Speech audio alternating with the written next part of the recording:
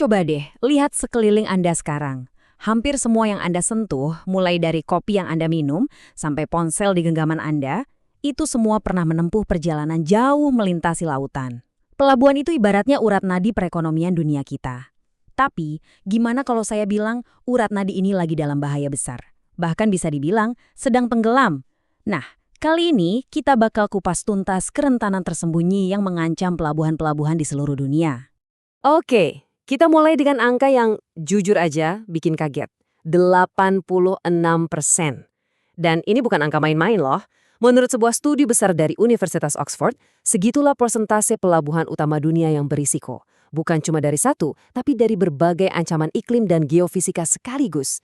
Coba bayangkan, hampir 9 dari 10 pelabuhan kita itu ada di garis depan pertempuran. Dan resiko sebesar itu tentu ada harganya. Harganya mahal banget. Kita lagi ngomongin kerusakan fisik senilai 7,6 miliar dolar setiap tahun.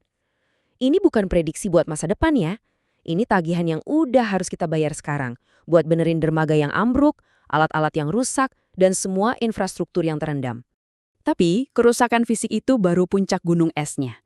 Angka yang benar-benar bikin merinding itu yang ini. 67 miliar dolar. Itu nilai barang-barang yang nyangkut, telat, atau bahkan hilang tiap tahun cuma karena pelabuhan nggak bisa beroperasi. Soalnya gini, satu pelabuhan aja lumpuh, efek dominonya itu kemana-mana. Ke seluruh dunia. Ujung-ujungnya, rak di toko favorit Anda bisa kosong, dan harga-harga ya bisa meroket. Nah, ini kan jadi pertanyaan besar ya. Kenapa sih pusat-pusat penting di pesisir ini kok rentan banget? Jawabannya tuh ironis banget. Justru lokasi yang bikin mereka jadi gerbang perdagangan dunia, lokasi itu jugalah yang menempatkan mereka pas di tengah-tengah zona bahaya. Biar kebayang segede apa masalahnya, coba lihat fakta ini. Lebih dari 90% dari semua perdagangan global itu lewat laut. Artinya, 9 dari 10 barang yang ada di dunia ini pernah naik kapal. Itu bukan cuma statistik, itu tulang punggung peradaban modern kita. Dan jangan salah, ini bukan cuma soal ekonomi makro yang jauh di sana. Ini soal hidup kita sehari-hari. Ada di rumah Anda, bahkan mungkin di tangan Anda sekarang. Coba deh, pikirin. Kopi yang tadi pagi Anda minum, bijinya kemungkinan besar datang naik kapal. Ponsel yang ada di kantong, komponennya datang dari berbagai negara, disambungin sama jaringan pelabuhan ini. Jadi, tanpa pelabuhan yang berfungsi normal, aktivitas kita sehari-hari bisa macet total. Jadi, apa sih sebetulnya yang dipertaruhkan di sini? Oke, di bagian ini, kita bakal lihat di mana kerentanan pelabuhan ini bukan cuma soal bangunan yang rusak. Bukan, ini soal ancaman triliunan dolar yang efeknya langsung ke kantong kita dan stabilitas global. Dan ini bukan lagi teori atau gimana kalau. Ini udah kejadian. Masih ingat badai Katrina di tahun 2005? Itu nggak cuma menenggelamkan kota, tapi juga langsung mematikan 3 pelabuhan utama di Amerika, menghentikan setengah ekspor pertanian mereka dalam sekejap.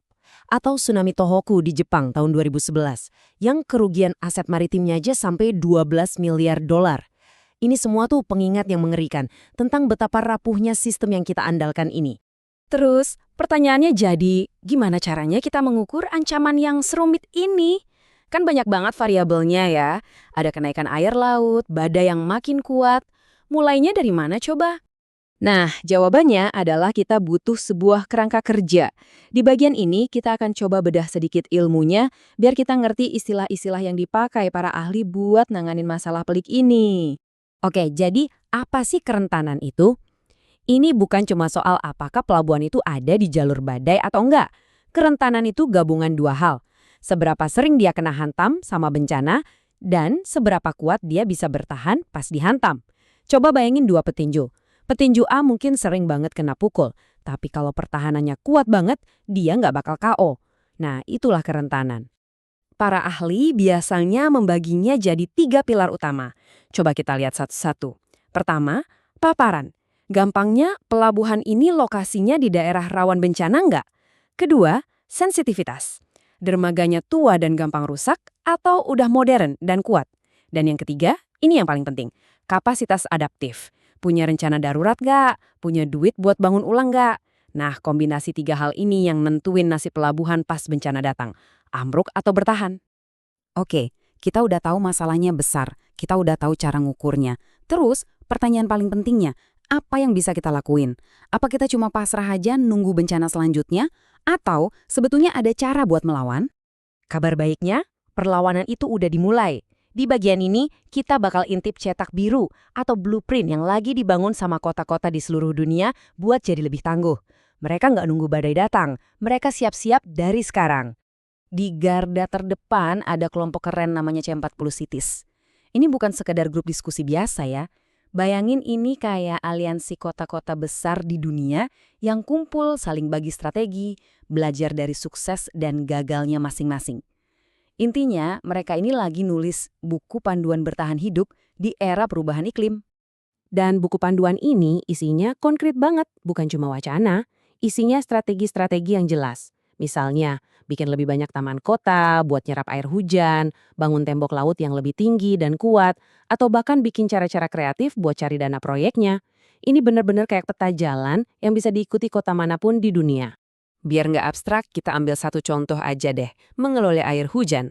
Kedengarannya sepele ya, tapi buat kota di pesisir yang datar, hujan super deras itu bisa sama bahayanya kayak badai yang datang dari laut. Coba kita lihat Copenhagen. Ini contoh kasus yang pas banget. Jadi tahun 2011, sekali badai hujan aja, kerugian mereka hampir 900 juta dolar. Nah terus mereka bikin rencana besar-besaran buat adaptasi, biar nggak kejadian lagi. Biayanya berapa? Cuma 575 juta dolar.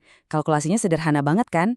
Mencegah itu jauh lebih murah daripada memperbaiki kerusakan. Nah ini intinya. Jadi, uang yang dipakai buat adaptasi iklim itu jangan dianggap sebagai biaya. Itu investasi. Bahkan mungkin ini investasi paling cerdas yang bisa dilakukan sebuah kota. Buat apa?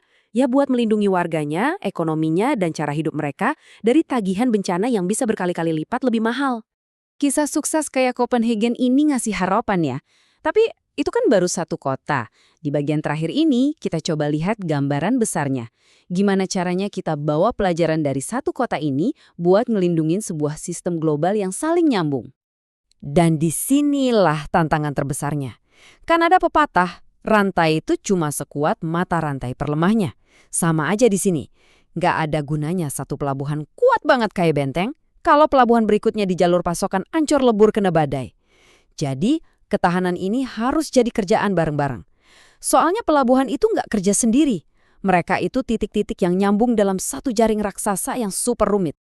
Jadi pertanyaan terakhirnya untuk kita semua, gimana caranya kita ambil percikan api inovasi dari satu kota dan mengubahnya jadi api semangat global?